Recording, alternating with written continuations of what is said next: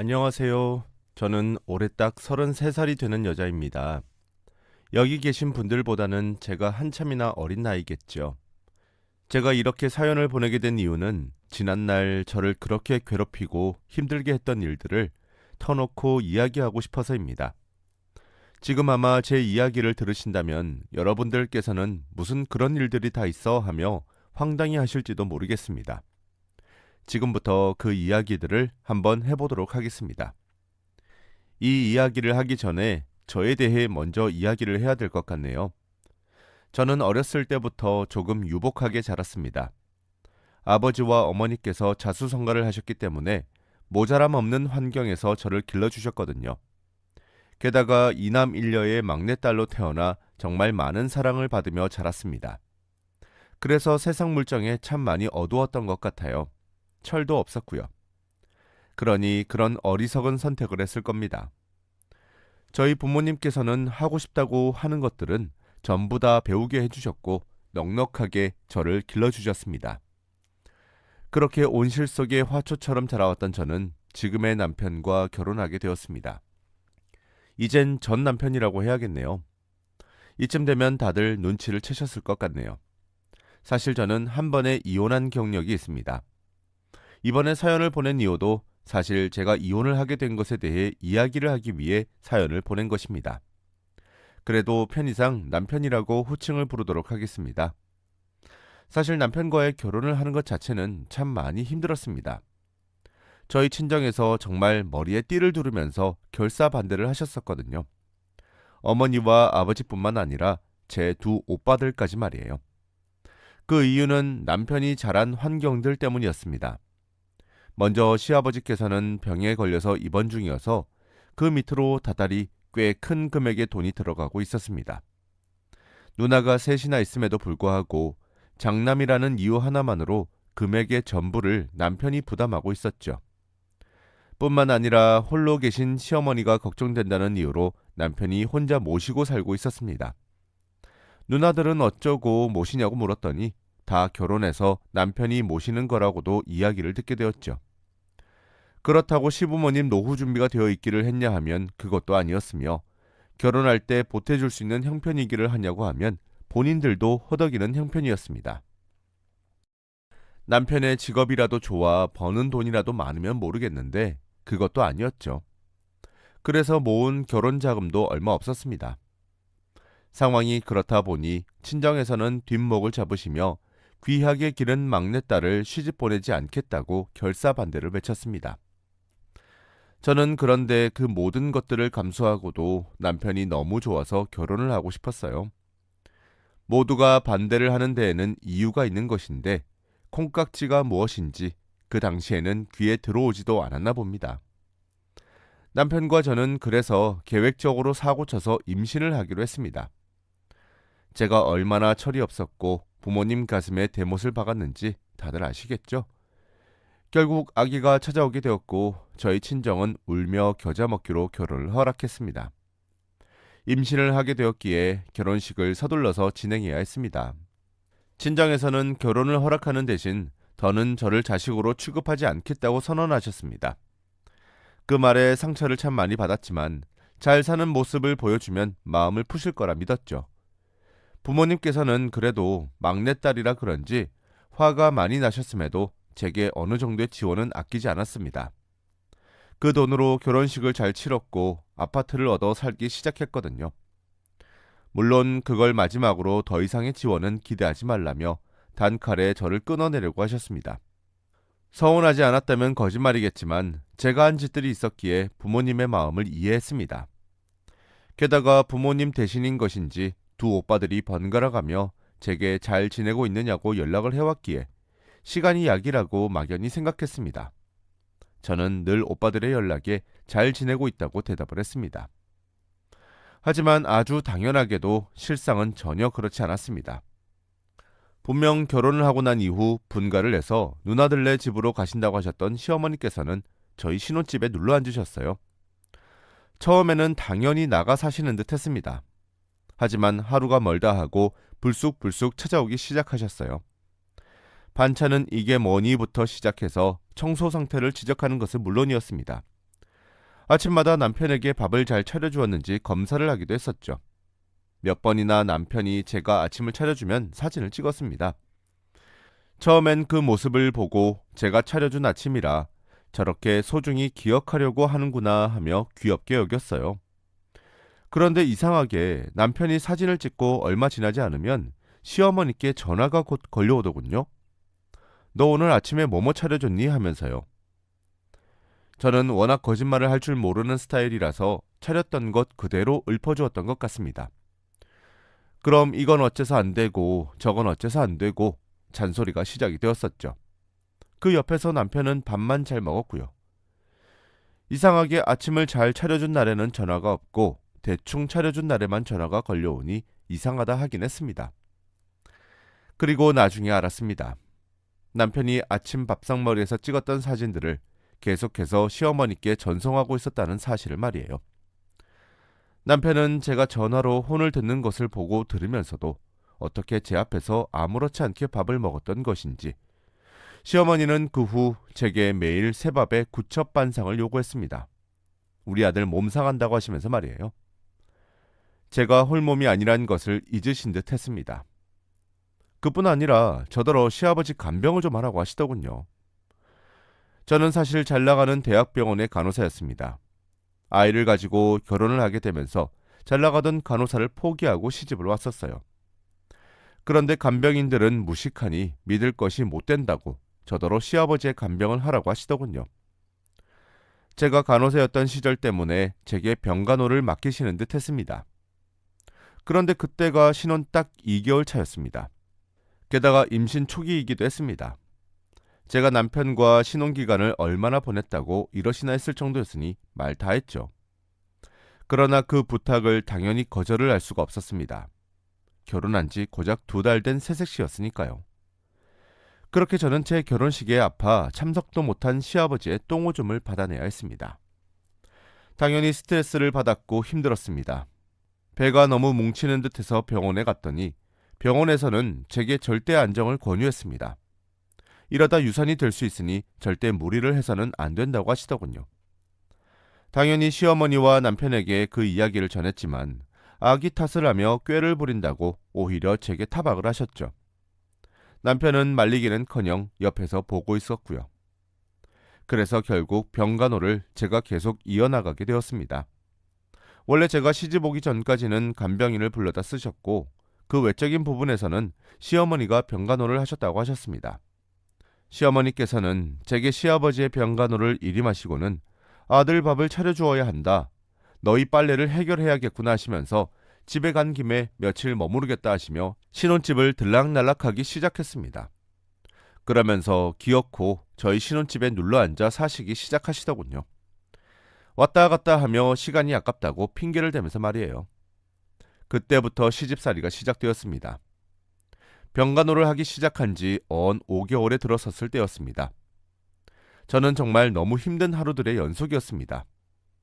입덧이 그때까지 지속이 되고 있었고 냄새에 무척이나 예민해져 있었거든요. 당연히 비위가 매 초마다 상하기 시작했고 무척이나 힘들었습니다. 계속해서 올라오는 헛구역질을 감당하는 것도 벅차기 시작했고 당연히 병간호가 제게 제일 고역인 일이었죠. 시아버지의 똥오줌을 받아내다가 화장실로 뛰어가 숨을 헐떡이며 들어있지도 않은 속을 얼마나 개워냈는지 모릅니다. 시아버지께서는 그런 제 모습을 보며 화를 크게 내셨죠. 자기를 우습게 보고 있냐고 하시면서요.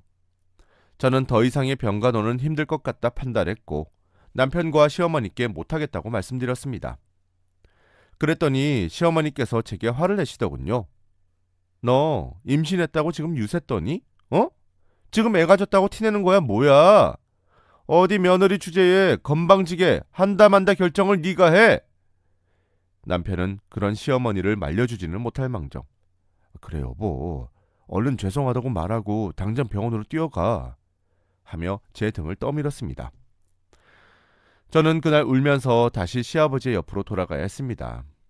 그날 이후로 오빠들에게 오는 연락들도 모조리 피했고 전화는 아예 받지 않았습니다. 목소리를 들으면 주체할 수 없을 것 같았거든요. 간간히 문자로 안부를 정하는 수준에서 그쳤죠.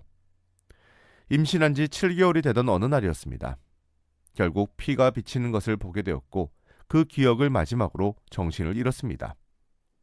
눈을 뜨니 병원 침대였고 제 옆에는 저를 한심하다는 듯 내려다보는 시어머니와 남편이 옆에 서 있었어요. 본능적으로 배를 더듬었더니 배가 홀쭉하더군요. 사색이 된 채로 배를 미친 듯이 더듬던 그때 의사 선생님께서 제게 오셨고 담담하게 말씀하셨습니다.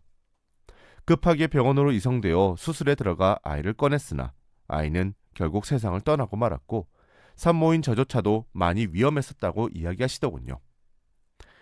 의사 선생님께서 제게 이야기를 하시는 와중에도 시어머니는 궁시렁거리시더군요.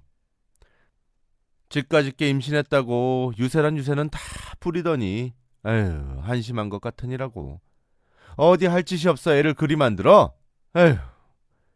남편도 그만하라고 자신의 어머니를 말리지 않는데 의사 선생님이 그런 시어머니를 말려주시더군요. 환자분의 보호자세요? 아, 아니요. 시어머니 되는 사람입니다. 그럼 병실에서 나가세요. 지금 환자분은 누구보다 절대 안정이 필요한 사람입니다. 보호자만 남고 다 나가셔야 되고요. 시어머니는 화를 내며 쿵쿵 병실 밖으로 나갔습니다. 남편도 그때만큼은 시어머니의 편을 들지 않더군요. 그날 얼마나 울었는지 몰라요. 그날 이후 살아도 산 것이 아니었습니다. 세상에 빛도 제대로 보지 못하고 가버린 아이에게 너무나도 많이 미안했고 죄스러웠습니다. 하루 종일 눈물을 흘리며 보내고 있으니 남편은 그런저더러 작작하라고 하더군요. 그때 이혼을 결심했던 것 같습니다. 제가 너무 불행해 보였거든요. 저는 몸조리 이후 퇴원을 하고 집으로 돌아갔습니다. 정말 아무것도 하기 싫더라고요. 몸을 풀고 집으로 돌아온 저더러 시어머니는 시아버지를 돌보러 가라고 하시더군요.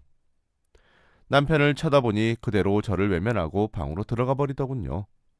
저는 그날부터 작은 방에 틀어박혔고 남편과 각방을 쓰기 시작했습니다. 시어머니가 문을 두들기며 뭐라고 욕을 하는 듯 했고 그걸 남편이 내버려 두라고 말리는 듯한 소리까지 들렸지만 이불을 덮어쓴 채로 모른 채 했습니다. 며칠간 새벽에 몰래 부엌에 가서 음식을 훔쳐와서 방에서 먹으며 생각을 했습니다. 그렇게 제가 내린 결론은 딱 하나. 이대로는 살고 싶지 않다는 것이었죠. 남편과 이혼을 하기 위해 어떻게 해야 하는지에 대해 고민했습니다. 절대 협의 이혼은 해주지 않으려고 할 것이니까 제가 할 수 있는 것은 소송으로 이혼하는 것뿐. 그렇다면 증거가 참 중요할 거라 생각했죠. 저는 승소해서 이 악의 소굴에서 풀려나기 위해 증거들을 모아야 했습니다. 저는 용기를 내어 두 오빠들에게 만나자고 연락을 했습니다. 두 오빠들은 먼저 만나자고 한 제 연락이 반가웠는지 바로 알겠다고 대답이 돌아왔죠. 그렇게 결혼하고 처음으로 제 가족들의 얼굴을 보게 되었습니다. 큰오빠와 작은오빠 둘 다 저를 보자마자 너나 할 것 없이 눈물을 글썽이더군요.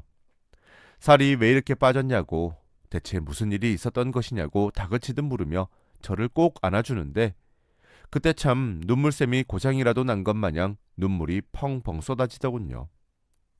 아이처럼 삼남매가 끌어안고 얼마나 울었는지 몰라요. 몸무게를 그날 밤에 쟀더니 결혼 전보다 15kg이나 빠졌더군요. 오빠들은 그동안의 제 이야기를 듣고 화를 내기 시작했습니다. 왜 미리 이야기하지 않은 것이냐고, 가족이 그렇게 못 믿었냐고 하면서 말이에요. 그리고 그날 저녁 저를 친정집에 억지로 끌고 가기 시작했습니다. 저는 가지 않겠다고 버티고 버텼지만 두 오빠들의 힘을 뿌리칠 수가 없었습니다. 순식간에 집에 도착했고 비밀번호를 눌러 친정집에 들어와 부모님을 약 반년 만에 마주하게 되었어요. 사실 반대하는 결혼을 했던 터라 잘 사는 모습만 보여드리고 싶었습니다. 그래서 그동안 가족들과의 연락을 자제하며 지냈었던 것이기도 했습니다. 어쨌든 부모님 가슴에 대못을 받고 한 결혼이라 특히 못난 모습들은 참 보여주기가 싫었거든요. 그래서인지 너무 죄송스러워 눈도 제대로 마주치지 못하겠고 땅만 바라보고 있었는데 누군가 다다다 뛰어와 저를 와락 안더군요. 너 꼴이 이게 대체 뭐야? 왜 이제 엄마 찾아온 거야? 어? 하면서 저를 껴안은 사람은 저희 어머니였습니다. 마시던 물잔을 내려놓고 제게 천천히 다가온 사람도 있었는데 그분은 저희 아버지였습니다. 한참을 가족끼리의 상봉 시간을 마치고 오빠들의 중재에 저희는 거실에 둘러앉아 앞으로의 일을 계획했습니다. 당연히 제 부모님께서는 제가 그동안 받았던 대우들을 하나하나 들으면서 크게 분노하셨고 복수를 다짐하는 듯 했습니다. 바로 법률 상담을 진행하고 변호사를 고용하였으며 저도 심리 상담을 받기 시작했어요. 그리고 친정의 금전적인 도움으로 증거들을 모으기 시작하기도 했죠. 남편에게 이 모든 것들은 비밀이었습니다. 저는 그 후로 작은 방을 다시 나와 남편과 함께 침실을 사용하기 시작했습니다. 나중에 알고 보니 제게 책잡힐 만한 행동이 있으면 이혼 소송에 불리하게 작용될 수 있다고 하시더군요. 피를 끓는 심정으로 남편과 한 침대를 사용했고 시아버지 병간호도 다시 나가기 시작했습니다. 이전과 다른 점은 제게 24시간 휴대 가능한 녹음기가 함께한다는 것이었어요. 그런 저를 보며 남편은 진작에 이렇게 했으면 좀 좋아? 아휴, 당신 때문에 집안 시끄럽게 만들지 좀 마 라고 했고 시어머니는 네가 드디어 정신을 차렸구나. 여자가 드세봤자 쓸모만 없다 하셨죠. 저는 네네 하며 대답을 했고 평소와 다름없는 아내와 며느리의 모습을 꾸며내었습니다. 시집살이를 하시면서 시어머니께서 제게 폭언을 하는 것들이 모조리 녹음이 되었죠. 그 후에도 남편은 제 계획을 알기라도 한 것인지 차곡차곡 증거를 제공해 주기까지 했죠. 저는 그 과정에서야 알게 된 사실이 있었는데 남편은 사실 바람기가 참 다분한 사람이었다는 사실이었습니다. 그동안 몰랐던 것이 신기할 정도로 증거들이 아주 주위에 깔려 있더군요. 그런 것들을 본 제 감정은 화가 나거나 이러한 것들이 아니었습니다. 오히려 그런 증거들을 만들어준 남편에게 감사하기까지 하지 뭐예요. 남편의 유책 사유를 뒷받침하는 증거들을 모음과 동시에 저는 얼마나 가정에 충실했는지에 대해 증명하는 자료들을 찾았습니다. 병원에서 홀몸도 아닌 사람이 신혼 때부터 똥오줌을 받아낸 것, 시어머니의 부당한 요구를 들어드린 것 등등 참 많기도 하더군요. 애매해서 기록이 남지 않은 것들은 시어머니와 남편에게 대화를 걸어서 대답을 드러냈습니다. 어머니, 이렇게 했었던 거 기억나세요? 여보, 내가 저번에 이랬었잖아 하면서 말이에요. 증거들이 늘어가면 늘어갈수록 친정에서는 부글부글 끓는 속을 다스려야만 했습니다. 결국 아버지가 고용한 변호사의 입에서 이야, 이 정도면 이혼 소송이 이례적으로 빨리 끝나야 할 정도네요. 승소할 가능성이 100%입니다. 얼른 진행하죠. 라는 소리가 나왔고 저는 짐을 싸서 나갈 타이밍을 재기 시작했습니다. 시어머니가 늦게 들어오실 것이 뻔한 친구 댁에 놀러가는 날로 정했죠. 그래야 저도 시어머니의 간섭 없이 남편과 단둘이서 대화라는 것을 할 수 있을 테니까요. 일부러 남편 퇴근 시간에 맞춰서 짐을 싸고 있었습니다. 아니나 다를까 짐을 싸고 있으니 남편이 저를 멀뚱멀뚱 쳐다보고는 말을 걸더군요. 너 뭐하냐? 나? 지긋지긋한 집구석 나가려고. 더 이상은 이딴 대우 받으면서 살기가 싫어서. 뭐? 너 미쳤어? 방금 너 뭐라고 했어? 난 안 미쳤고 당신 소리 지르지 마. 지금 어디다 대고 소리 지르고 난리야? 난 뭐 못 질러서 안 지르니? 와, 당신 진짜 찌질함의 끝을 달린다. 진짜 찌질하다 찌질해. 지금 설마 다들 겪는 시집살이 하나 못 견뎌서 나가겠다 이러는 건 아니지? 너는 진짜 양심이 없니? 시어머니를 왜 내가 모셔야 해? 원래 분가하기로 했던 게 조건이었어. 그건 알고 떠드니? 진짜 살면서 너처럼 이기적인 여자 처음 본다. 사람이 살다 보면 바뀔 수도 있고 그런 거지. 어디 여자가 말이 많아? 그래, 그딴 식으로 살아. 난 당신이랑 이혼할 거니까. 저는 아랑곳하지 않고 짐을 쌌고 그런 저를 물끄러미 쳐다보기만 하던 남편은 어딘가에 전화를 걸더군요. 시어머니인 것 같았습니다. 여보세요? 엄마, 아내가 미쳤나 봐. 나랑 이혼하겠다고 지금 짐을 싸고 있어. 전화기 너머로 시어머니가 소리를 꽥꽥 지르는 듯한 소리가 들리더니 시어머니께서 온다고 했는지 남편 얼굴이 의기양양해지더군요. 그런데 남편에게만 부모가 있는 것은 또 아니잖아요. 저도 사랑하는 제 어머니가 계신걸요. 저도 그래서 어머니께 전화를 걸었습니다. 그리고 똑같이 말해주었죠. 여보세요? 엄마, 남편이 돌았나 봐. 자기만 엄마가 있는 줄 아나 봐. 나보고 말이 많다고 해. 짐 싸는 것도 방해하고. 남편은 그제서야 화를 짝 놀래며 제 휴대폰을 빼앗아가기 시작하더군요. 그러나 이미 전화는 끊겼을 겁니다. 씩씩거리며 저더러 무슨 생각을 하냐고 따지듯 물어오는데 어이가 없더군요. 야, 너 돌았냐 진짜? 장모님한테 전화는 대체 왜 거는데? 저는 그 말에 웃으며 대꾸했습니다. 너만 엄마 있고 난 없냐? 나도 엄마 있어. 씩씩대는 남편을 치우고 저는 마저 싸고 있던 짐을 쌌습니다. 제가 짐을 싸면 남편은 업기를 5번 정도 반복했을까 초인종이 울리더군요. 남편은 시어머니가 온 것 마냥 기세등등해지기 시작했습니다. 하지만 현관문이 열리고 들어온 것은 저희 어머니셨습니다. 자네, 지금 우리 딸한테 뭐 하는 짓인가? 남편은 꿀이라도 처먹은 것 마냥 아무런 대답도 못하고 있더군요. 어머니는 남편을 조용히 하신 이후 제게 짐을 다 챙겼냐 물으시고는 저를 데리고 나가려고 했습니다. 바로 그때 시어머니께서 저희 집에 도착하셨습니다. 사실 저희 어머니가 원래 포스가 넘치십니다. 말투가 강압적이거나 제스처가 그렇게 크지 않으신데도 온몸에 기품과 우아함이 넘쳐 흐르셔서 그런지 사람들이 쉽게 다가가지 못하거든요. 그리고 시어머니께서 그런 어머니의 말에 찍소리도 못하시는 편이기도 하고요. 시어머니께서 도착하자마자 저더러 생전 지어주시도 않으시던 웃음을 지으면서 절더러 아가라고 부르기 시작하시더군요. 원래 야, 너 이런 것들이 제 호칭이었거든요. 아가, 지금 어른들 불러 이게 뭐 하는 짓이야? 부부끼리의 문제는 부부끼리 이야기해야지. 제게 마치 저희 어머니를 빨리 돌려보내라는 듯한 말투로 이야기를 하시더군요. 저희 어머니가 그런 시어머니의 말을 끊으며 저를 대신하여 대꾸했습니다. 사부인, 저희가 많이 참았습니다. 그건 아시고 계시겠죠? 시어머니는 저희 어머니의 대꾸에 아무런 말도 하지 못했습니다. 딸이 저를 부른 것이 아니고 제가 딸을 데리러 온 겁니다. 저딴 놈을 사위로 받아들이지 못하겠어서 이혼시키려고 제가 데리러 온 거라고요. 저희 어머니의 말씀이 끝나자 시어머니와 남편은 당황하는 듯 했습니다. 장모님, 이혼이라뇨? 지금 그게 대체 무슨 소리입니까? 아니 글쎄 사부인, 지금 무슨 오해를 하고 있는지 모르겠는데 일단 우리 앉아서 이야기를 해봅시다. 네? 저희 어머니는 두 사람을 흘낏 보고는 제 손을 꼭 잡고 이야기했습니다. 우리 딸 정말 귀하게 키웠어요.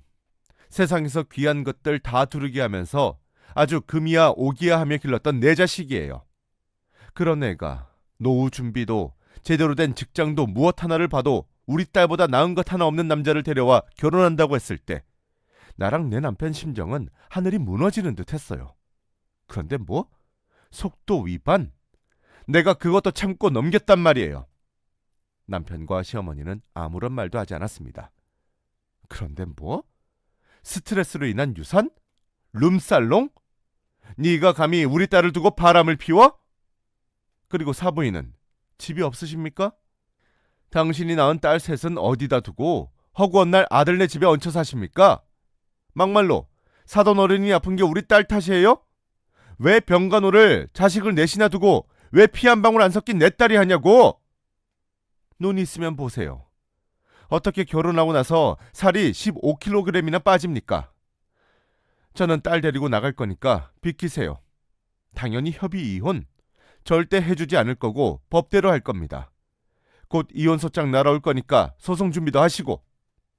시어머니는 속사포처럼 쏟아내는 저희 어머니의 말에 그저 고개를 숙이며 아들을 잘못 키워서 미안하다는 말만 여러 차례 하셨어요.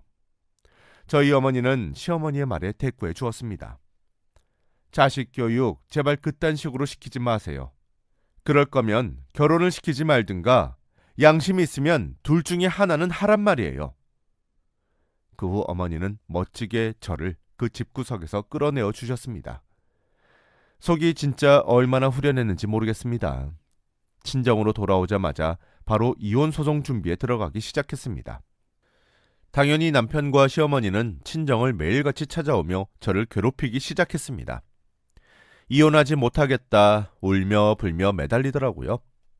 사실 사랑하는 사람은 저였다고, 잠시 자신이 정신이 나갔었다고, 다시 어머니와 분가하겠다고 한 번만 더 기회를 달라고 절절하게 매달려 오는데 참 제가 뭐가 모자라서 저딴 놈에게 코가 끼었었던 것인지 모르겠더군요. 나중에 알게 된 것은 시누이들과 시어머니의 관계였습니다.